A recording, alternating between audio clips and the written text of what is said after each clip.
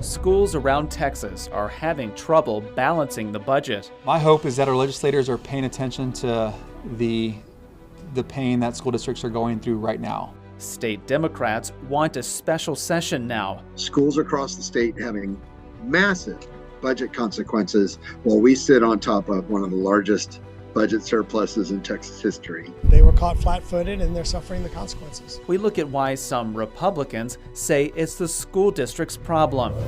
I'm still in this race and I've got a path to victory. I know what my path is and we're going to execute on it. It may be the most watched race in the runoff election, but it definitely is the most expensive state house race in Texas history. We look closer at the challenge to Speaker Dade Phelan and what's fueling the record amount of campaign cash. Outlaw, a statewide investigation, 6 months since we took a closer look at the record number of policies impacting LGBTQ+ Texans. How are those legal restrictions playing out? As another legislative session looms, we check back. Produced from the Capitol in Austin and airing statewide, this is the award-winning State of Texas. Hello and thank you for joining us. I'm Will Dupree. School districts across Texas are struggling with huge budget deficits. Some schools are cutting staff and resources for students. Now Texas Democrats are urging Governor Greg Abbott to call a special legislative session to fix the problem before the next school year. Ryan Chandler looks closer at that request and why it's happening now.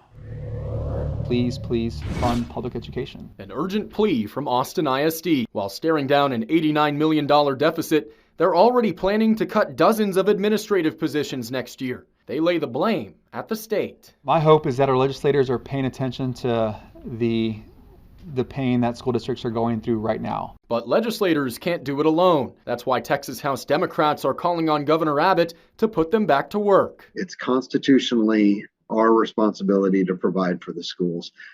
Schools across the state having massive budget consequences while we sit on top of one of the largest budget surpluses in Texas history.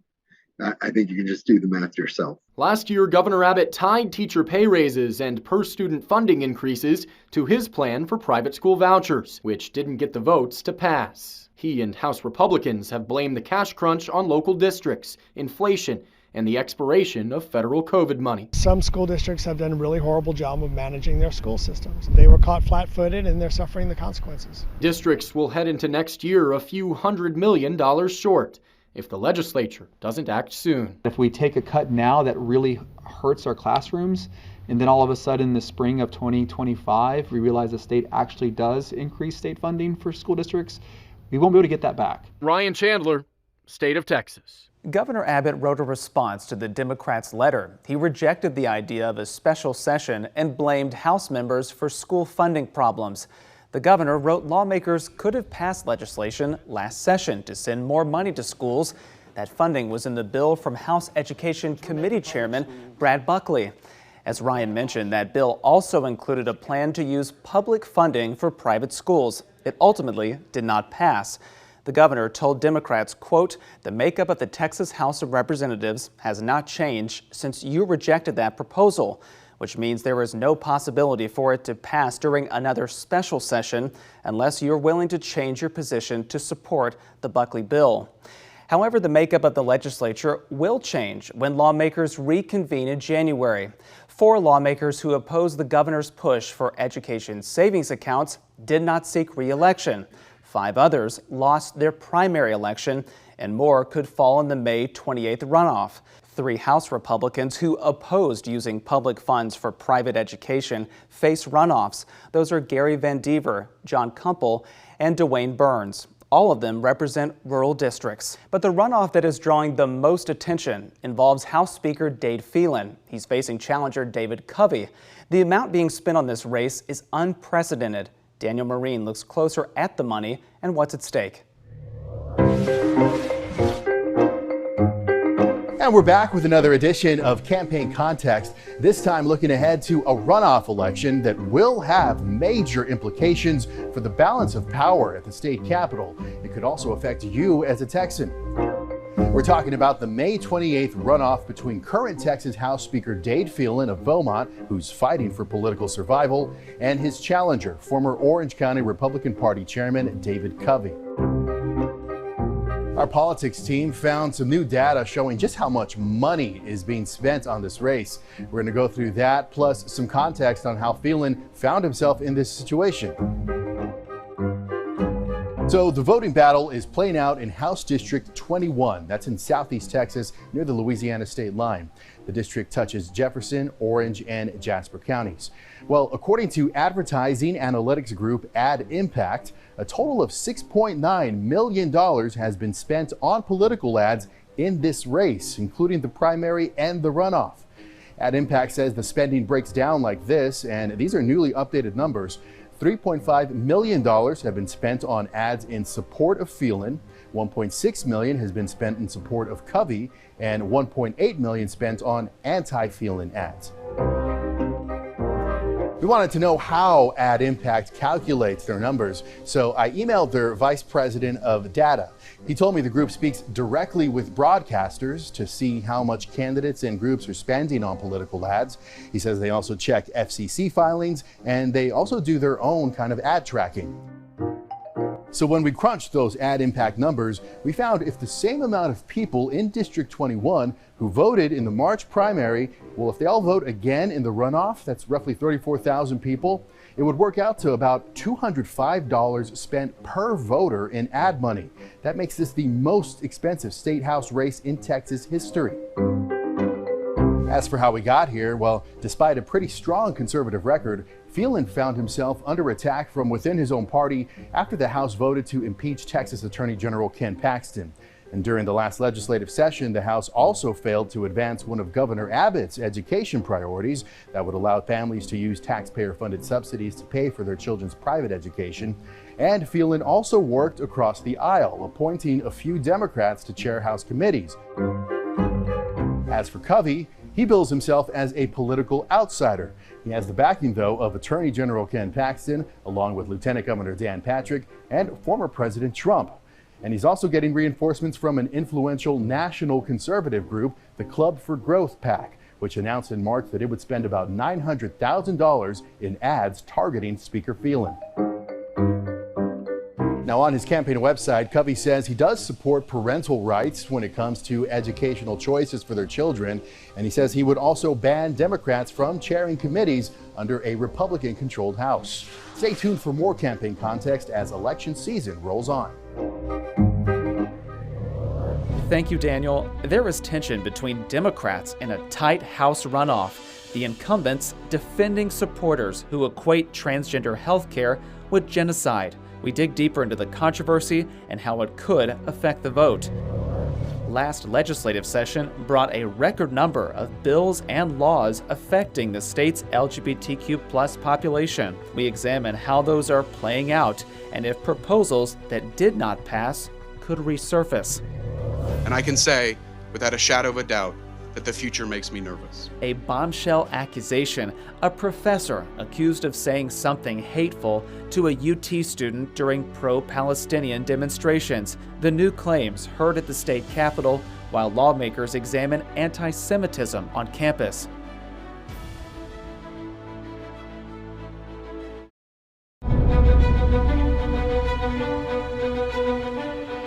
A divide over transgender health care could be the pivotal issue in a tight House runoff between two Houston Democrats. Union organizer Lauren Ashley Simmons is challenging incumbent House member Sean Thierry, who's seeking her 5th term in office. Last session, Thierry was one of only 4 Democrats who supported Senate Bill 14, which limits health care options for transgender minors. Thierry said she made the vote for her conscience and her constituents. In recent weeks, some of her supporters posted yard signs likening trans care with black genocide, and Thierry is defending that sentiment. Reporter Taylor Goldenstein has been covering this issue for the Houston Chronicle. Thank you so much for joining us, Taylor. We appreciate it. Of course, thanks for having me. Let's start with the messaging of those signs and who is behind those exactly. Right. The messaging is, like you say, that this kind of care, essentially, they feel it's sterilization, they feel it's castration, and in effect they feel like it's causing a genocide, that there's a lack of procreation allowed for Black people specifically. As far as who's behind the signs, it seems, some of them do say, Black Fathers Alliance. We reached out to the group and haven't heard back, so we don't have confirmation, but it does seem like they've done some events around these signs and they've posted on social media with similar messages. Since those signs have come out and you've reported about that, what's been the reaction? Yeah, I think there's really a divide. There are some religious folks and especially pastors who have come out in support of theory who are with her, maybe not using the specific term genocide, but they have the same concerns about, will this affect the Black community as a whole? And it kind of strikes a nerve because of the history of some, slaves being castrated or medical experimentation on Black people in the past, where that is a concern and that is kind of it's something they think about in terms of their community. On the flip side, there's been a pretty strong reaction from LGBTQ advocates and other Democrats who feel like it goes too far and this type of care is not intended to target a certain group, and especially not in the way that, as she compared it to Gaza, and especially in a way compared to, other world events. Yeah, that certainly caught a lot of attention. As the runoff election is quickly approaching, we have to point out that during the initial primary, Lauren Ashley Simmons finished ahead of Representative Thiry and almost won that primary. Right. So how do you think this is all going to affect the results of the runoff? Right, I think we'll see. I think it's just kind of emphasizing a point we've already known since the primary. This whole, both candidates will say that this isn't a one-issue election and that they have all these other, points that they want people to know about them. But at the end of the day, it does seem like it's a referendum on, can a Democrat vote for something that is widely considered by Democrats to be anti-LGBTQ and hold their position. All right, we'll leave it there. Thank you so much for your reporting, and we will continue to follow it. Thanks so much. It's been 6 months since we took a deep dive into the record number of bills and laws in Texas impacting the state's LGBTQ+ population. And as we approach another session in the not-so-distant future, we're also looking at how those laws are playing out and if the proposals that didn't pass could resurface, causing more controversy at the Capitol. I'm State of Texas host Josh Hinkle. Investigator Arzo Dos joins me with insight. Yes, Josh, that update to our team's outlaw investigation is coming up.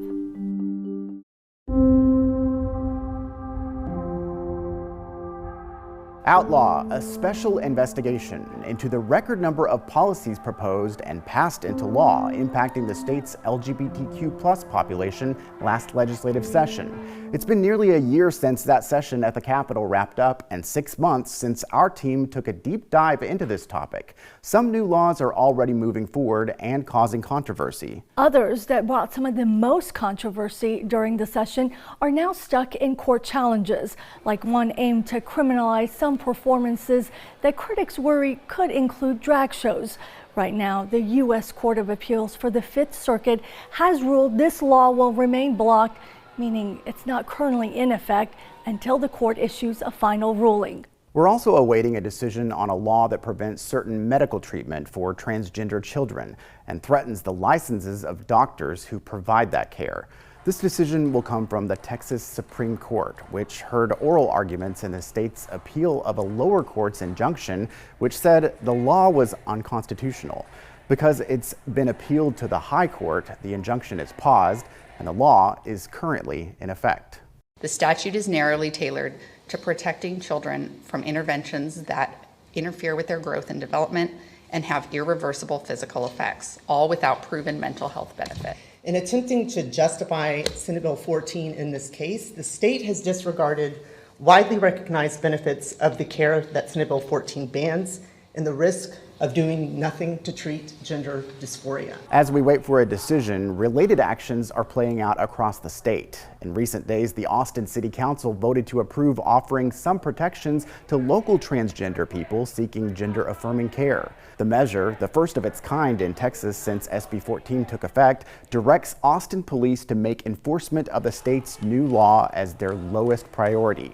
And in recent weeks, we've updated you on how courts have blocked the state from launching investigations based on allegations parents are providing children gender-affirming care, and also blocked the state from investigating how a nonprofit supports Texas families seeking that medical care for their transgender children. One new law wasn't law for long, and it appears it will stay that way for the near future. The Reader Act was dubbed by opponents as a book ban, as it required book publishers and sellers to rate materials sold to libraries. Some opponents worried that would essentially shut out books mentioning LGBTQ+ topics in public schools.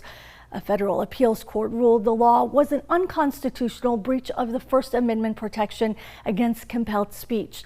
We last reported in January the state's attorney general planned to appeal the ruling, but then in April, the court declined to reconsider the case. SB 17, a Texas law that banned diversity, equity, and inclusion offices at public universities in the state. At least 20 UT Austin employees linked to diversity, equity, and inclusion work on campus. They're set to lose their jobs effective July 5th. For months, we've been tracking the impact of a new law in effect requiring diversity, equity, and inclusion, or DEI, offices at public universities in Texas to disband this year. This measure also shuts down university-run LGBTQ+ centers and groups organized under those offices. It's also starting to have an impact on staffing at those schools. One of the biggest examples, the University of Texas at Austin fired dozens of its employees, with leaders saying the school, quote, eliminated positions and programs due to the new law. The bill's author, Senator Brandon Creighton, tells us not all universities appear to be complying, and he warned non-compliance may result in freezing state funding to those schools or even legal action. We have feedback from campuses all over the state on either progress with implementing the law as it's intended, or continuing efforts to, in some cases, subvert the intentions and the spirit of the law. One new law that's gone unchallenged since it went into effect requires athletes at public colleges or universities to play on teams that match their sex on their birth certificates. That essentially bars transgender athletes from competing on teams that correspond with their gender identity. 24 other states have similar laws to the one in Texas. And while Texas hasn't had any legal pushback, other states have. Most recently, a federal appeals court ruled West Virginia's law violated a transgender teen's athlete's rights under Title IX. As laws face challenges or even potential challenges, supporters, including legislators, are often looking for ways to return in the future sessions at the Capitol to strengthen what's already passed, to ensure courts uphold what's on the books. That often is also the case for bills that didn't pass. Last session, there were a record 141 filed impacting LGBTQ+ Texans. Most didn't pass, but some progressed well through the legislative process. So there's potential several could reemerge in next year's session.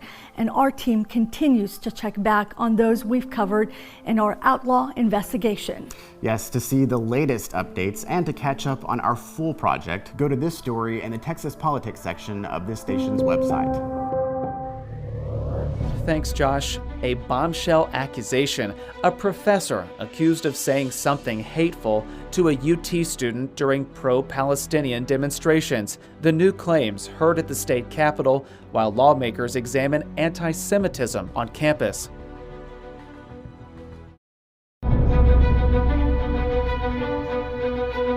A hearing Tuesday at the Texas Capitol focused on recent protests at university campuses. A Senate committee examined the law enforcement response and heard from Jewish students who said they feel unsafe on campus. There was one stunning moment when a freshman at the University of Texas testified and made a troubling claim about a professor. And I can say, without a shadow of a doubt, that the future makes me nervous. UT student Levi Fox shared with Texas senators some examples of anti-Semitism he says he witnessed during recent campus protests, including one shocking claim about a history professor. He walked up to me and a group of Jewish students and he said, "You'll be the next ones they throw into the ovens." When I heard that, I was like, okay, that's wait, did that really just happen? Another UT professor, Pauline Strong, expressed skepticism, especially without hearing any additional context, but says the university has a system to report these types of incidents. I was suspicious about the story because there was not a name attached to it, and it's a very, very serious charge to make. One expert who tracks anti-Semitism testified about how the history of chants used during these protests, like from the river to the sea, could be interpreted as hateful. It's calling for a Palestinian state that extends from the Jordan River to the Mediterranean Sea, effectively erasing the entire Jewish state. However, Sam Law, a Jewish graduate student at UT who got arrested alongside dozens of protesters, disagrees. There are people who've been straight up lying, claiming that protesters have said anti-Semitic things. I've been at these protests. I went to a Shabbat service organized on the South Lawn. Senators suggested, though, perhaps it's time to mandate lessons about the history of Judaism and the Holocaust when they reconvene next year. At the hearing, the student told senators he would share the name of the professor privately with them, also saying he'd like the university to investigate further. However, the chair for the UT History Department told us she received no official complaints and had not heard about that accusation until the day of the hearing. That story is still developing. Also at the same hearing, a leader from the Texas Department of Public Safety answered questions about why UT Austin had a much larger police presence compared to other protests throughout the state. He told senators the agency gathered intelligence that things could get unruly there, which required those additional troopers. We want to thank you again for joining us for State of Texas. I'm Will Dupree. We'll be back next week to bring you an in-depth look at Texas politics.